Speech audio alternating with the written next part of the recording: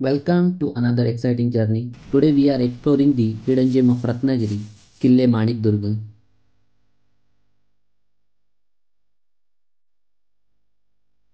हे तर मंडळी कसं काय आता आम्ही आलोय मांडकी गुरवाडी आणि आपल्याला जायचं आहे माणिक गडावरती. तो समोरचा डोंगर आहे, त्या डोंगरावरती आपल्याला जायचंय. आपण गाडी इथे पार्क केले तर आपण ट्रेक चालू करतोय. आता वाजलेत 3:45. बघूया आपण किती वाजता पोहोचतोय वरती. गाडी थोडी वरती जाऊ शकते पण आम्ही रिस्क न घेता नवीनच आलोय म्हणून रिस्क नाही घेतलंय.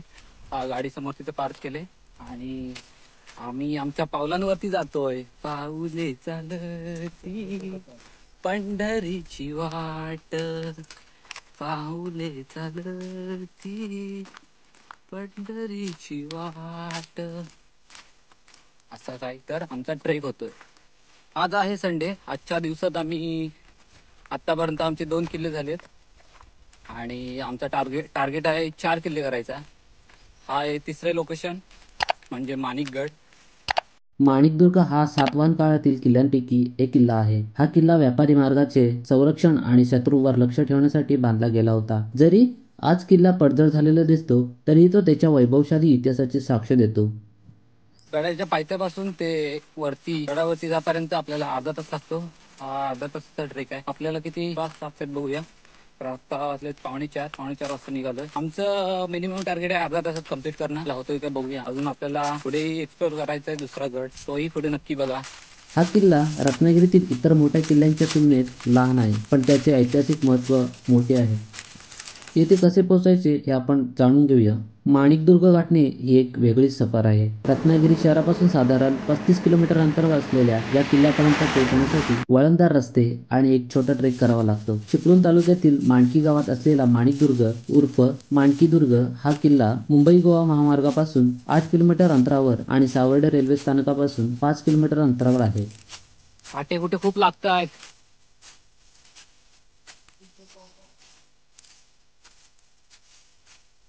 तुम्हाला माहितीच असेल आयुष्याच्या वाटेवर काटा हा लागतो.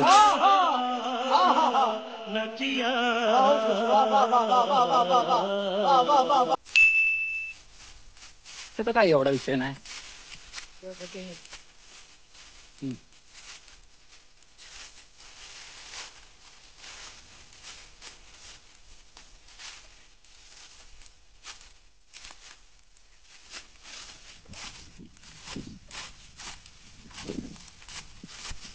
आपण आता सुक्या ओढ्यातून पुढे जातोय कारण जंगल एवढं वाढलंय त्यामुळे आपल्याला वाटच दिसत नाही.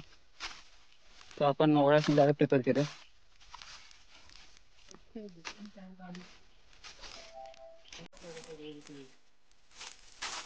आपण अर्धा डोंगरावर आलोय. अर्धा डोंगर बाकी आहे.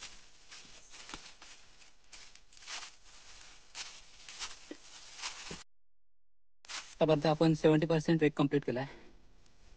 अजून आपल्याला तिथे वरती जायचं आहे. आपण मध्यात थांबलोय आणि वाट बघाल तर पूर्ण घसरंडी आहे. उन्हाचा मारा पण कडक होतोय. चला तर मग पुढे जाऊन बघूया आपण. Finally we reach at our destination. आपण त्या बाजूने आलोय खालून असे, त्या गावातून असे असे खालून आलोय आणि वरती येऊन बघाल तर एक छोटी पिंड आहे. ही महादेवाची पिंड आणि आपल्याला गुहा बघायला मिळते. फक्त गुफा आणि हा वरचा परिसर. त्याच्यावरती अजून आपल्याला जायचं आहे पिक पॉइंटला. तिकडे गेल्यावर नक्की दाखवतो. हर हर महादेव. आणि हा महाराजांचा मानाने फडकताना झेंडा आपला जयशिवराय आहे.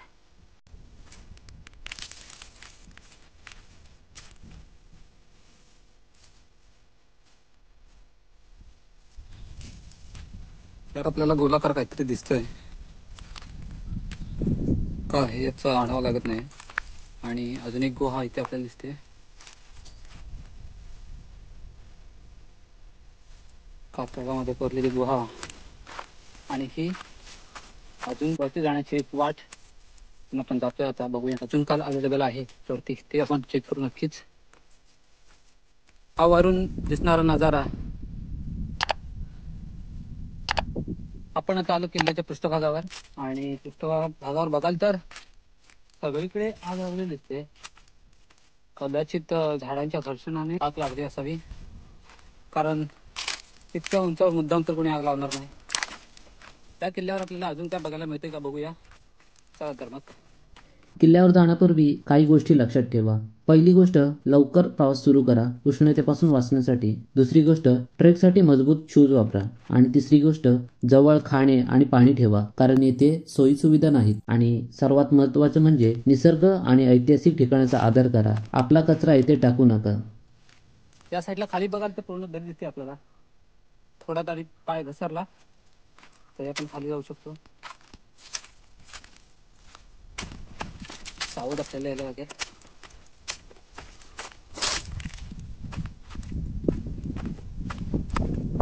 त्या साईडला पण एक वाट दिसते आपल्याला. आपण इथून समोरून उतरून आला तर आपल्याला समोर एक मंदिर दिसतंय समोर. ते मंदिर आपण बघायला जाऊ. आणि ते दगडांचे अवशेष आहेत. कदाचित ते राहण्यासाठी छोटीशी खोली किंवा काही असू शकतं. अंदाज नाही लागत, पण असू शकतं. आणि हे वरती आपल्याला मंदिर बघायला मिळत आहे.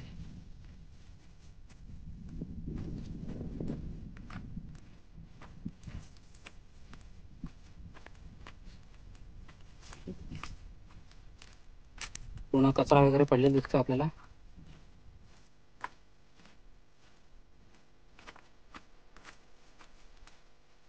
आणि आपला जाणता राजा छत्रपती शिवाजी महाराज. आणि हे मंदिर आहे आई सुकाई देवी.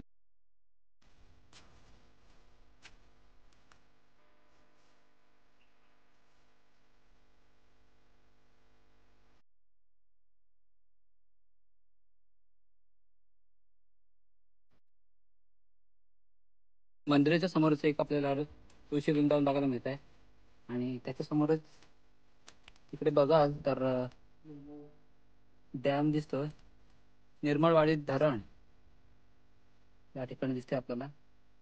तर मंडळी, माणिकदुर्ग हा जरी महाराष्ट्रातील प्रसिद्ध किल्ल्यांपैकी नसला तरी त्याचे सौंदर्य आणि इतिहास तुमच्या मनावर छाप सोडतील. व्हिडिओ आवडला असेल तर लाईक, शेअर आणि सबस्क्राईब करायला विसरू नका. आणि व्हिडिओ कसा होता हे कमेंटद्वारे नक्की कळवा. भेटूया पुढच्या एका नव्या भन्नाट भरल्या व्हिडिओमध्ये. तोपर्यंत बाय बाय. अशा प्रकारे आपला माणिकदुर्ग हा ट्रेक कम्प्लीट झालाय. तर आपण आहोत सुकाई देवीच्या मंदिराच्या परिसरात. हा ट्रेक आपला समाप्त होतोय. एक नंबर ट्रेक होता. तुम्हाला यायचं असेल नक्की या. पण लोकल गाईड घेऊन वरती या, कारण इथली रस्ता आपल्याला दिसत नाही, समजत नाही. त्यामुळे लोकलची फार गरज आहे आपल्याला.